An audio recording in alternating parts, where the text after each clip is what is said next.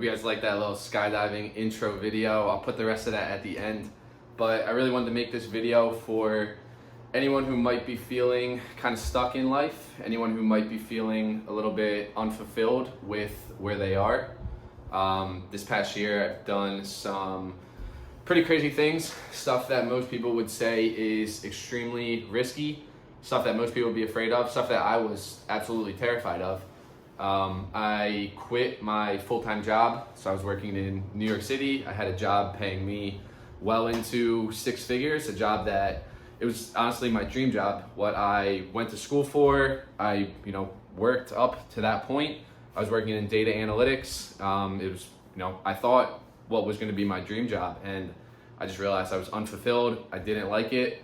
I wasn't happy where I was. I wasn't happy with the path that I was going on, and I took what most people would call a huge risk, and I quit that job.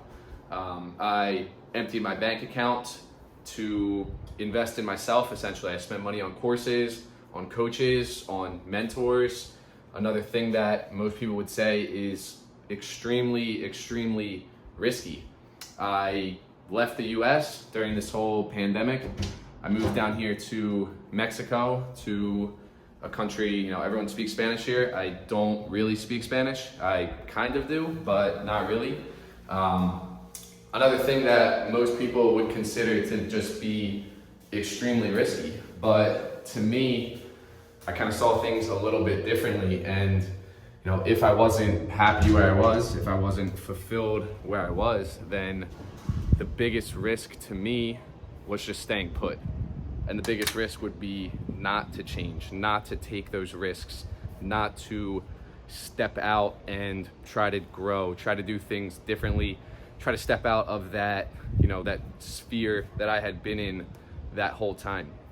So kind of tying this whole thing back to that skydiving video, every time I made one of these decisions, it kind of felt like I was looking out over that ledge, right? Like I was just looking down, like frozen in fear, just paralyzed. And it's so hard to make that decision, and it just builds up on you for so long.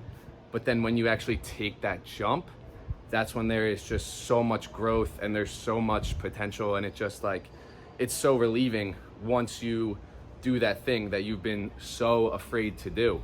So if you're still watching this and that thing that's popping in your head that you should do, that you've just been afraid to do for so long, you really need to just step out and just make that jump.